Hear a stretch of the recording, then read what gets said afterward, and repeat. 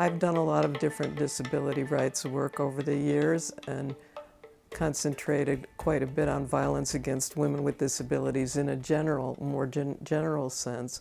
But what brought me to the disability work was my experience of forced psychiatry and the terrible trauma that it caused me and continues to cause. I was thrilled to have an opportunity to think about how to communicate about that issue, because not so easy. Do you mind telling your story or talking about that some more? So when I was 24 years old, I had never been depressed in my life. I had, was very stable, capable, and I was a classical harp student in Cleveland, Ohio, and I hurt my hand practicing on a harp that belonged to a teacher of mine that had a wide spacing. And so my hand was hurting, my arm was hurting, and I was a volunteer at that time at a free medical clinic in Cleveland. And I asked one of the other volunteers to massage my back and arm, and he said, "Why don't you ask the doc for some Valium? It's a muscle relaxant."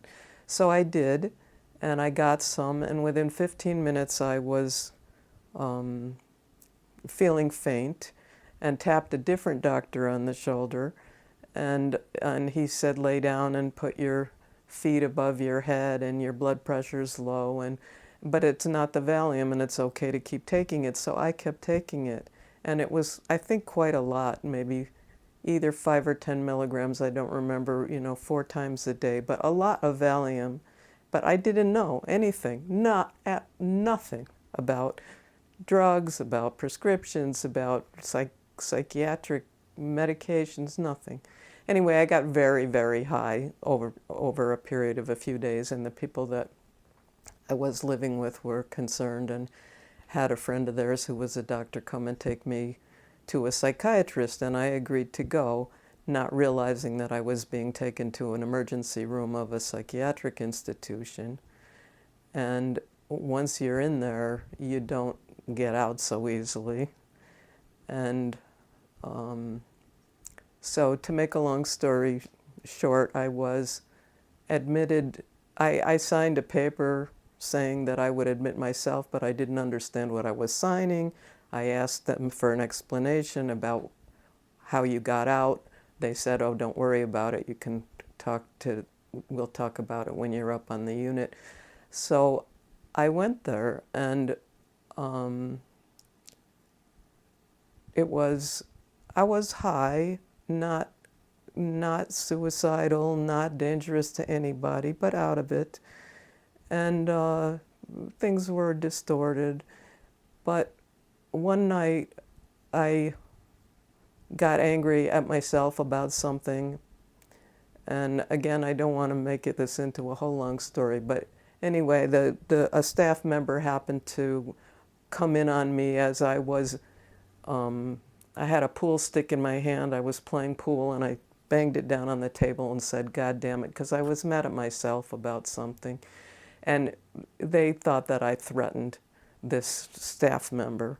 So I was immediately grabbed by 4 people, thrown into a seclusion room on a mattress on the floor, plastic mattress on the floor, pants pulled down, injected with what I didn't know. Turned out, I found out later, was a substantial dose of Thorazine, and locked into this room with no access to the bathroom. And I happened to know that in that institution that they did electroshock. I was high from the Thorazine, plus more and more and more terrified. And then next day they decided that I was literally catatonic and were recommending shock treatment, but I didn't know that. And they called my parents requesting permission to do it. Thankfully, my parents denied it. When my parents refused the electroshock, I was heavily sedated, and my parents made arrangements to have me transferred to Upstate Medical Center, where Thomas Zaz had been on the faculty. And he's a renowned activist, psychiatrist, not alive anymore, but who was didn't believe in forced mental health, for psychiatric intervention. And so I got out of there in relatively short order. And I've spent my adult life fighting against this stuff because I know it's wrong. It's a human rights abomination. It's got to stop, because there aren't so many chances. I've done various kinds of advocacy over the years. I started out reading what I could find out about other people who had similar experiences, and it turned out, actually, while I was in the institution, that the most help that I got from anybody was from the other patients and the support. So through something called Madness Network News, was a newspaper that was published by the Mental Patients' Rights Movement in the 60s. I listed myself as a contact person, and I eventually made contact with people and started a Mental Patients Alliance support group here in Ithaca. So that was the beginning. I was involved with the Mental Health Association doing advocacy, the Tompkins County Mental Health Association. I served on the Tompkins County Mental Health Services Board. And people were very respectful and listened, but nothing changed. And eventually, through the Mental Health Association, with one of my colleagues from the Mental Patients Alliance group, we founded a crisis hostel where people could go, where they would not be having any involuntary interventions. People could go if they were having a hard time instead of into the hospital. And it was a federally funded research project, and was successful, but we were not able to continue it after the grant period. I read a book called The Looney Bin Trip, which was written by Kate Millett, and I read the book and found her phone number and called her up and thanked her for having written it. Was talking about her experience of forced psychiatry, and I ended up meeting her, and we were involved from 2001 to 2006 with the negotiations of the text of the new Convention on the Rights of Persons with Disabilities at the United Nations in New York. And that was very exciting and a real opportunity to make my voice heard. I actually spoke a couple of times on the floor, not of the General Assembly, but of this committee that was negotiating the text. I had a small part, but an important part, and that felt really good. And after that, actually, I'm a classical harpist. I've said that before. I volunteered to play my harp for the celebration of the entry into force of the convention, which was in May 2008. I played in the General Assembly Hall. It was a pretty exciting moment. And in the summer of 2008, I happened to be at a conference in Quebec, accompanying a friend of mine, a colleague from the World Network of Users and Survivors of Psychiatry. And at that conference in Quebec, they founded the International Network of Women with Disabilities. And I was a part of it. And my colleague suggested that I would be a good moderator, so it fell into my lap. So I've been running the International Network of Women with Disabilities. I'm the network facilitator since 2009.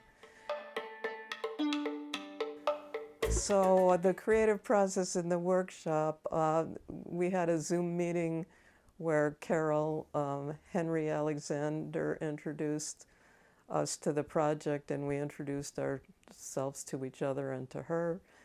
And she talked about background and lettering and foreground, and so I decided to focus on the abolition of forced psychiatry, and I didn't, I picked some words, and I picked a couple of different versions, and she encouraged me to go with abolish forced psychiatric detention, drugging, and electroshock. Well, when Caryl was talking about artwork with words and background and drawing or painting, Kate Millett's work came flashing into my mind, and people know her as a writer and as an activist, but she thought of herself as she was originally a sculptor and also a painter, and did a lot of work with Japanese brushstroke, black on white, and then writing things on the pieces that she created. And one of the things that she made a lot of was women's bodies. So I had this ballpoint pen that's been sitting in my drawer, and it's in the shape of a syringe, and it says on one side, no forced psychiatric drugging or something, but it's in very small letters. I asked Caryl to help me figure out a way to use this pen, whether it didn't have to be a two-dimensional piece. It could be three-dimensional. I thought I could just glue it on. And then she helped figure out a way to actually have it sticking out into the behind, the woman's behind. And then, so I also wanted to communicate the electroshock aspect of it and the pain. And I used like lightning strikes. Basically, it's a black and white piece, but it has the bluish kind of, well, it has a bluish frame and the glass has a little bit of blue in it, kind of turquoisey, institutional blue-green coloring, but it's mostly black and white. I had a lot of fun making it once I figured out how to do it, but I couldn't have done it without Caryl's help. I felt incredibly supported by the group. It was just lovely all to be working together, and some of the people were, you know, at least one was a very gifted artist, and some people had never done anything like it before, and I was someplace in between, because I also have a master's in landscape architecture from Cornell, so I knew something about drawing and design, and so I thought it was an amazing experience, and I wouldn't have changed anything except maybe given us a little bit more time. If I were to give advice to a younger woman about how to be an activist against forced psychiatry, I would say stick with your heart. It's not easy work.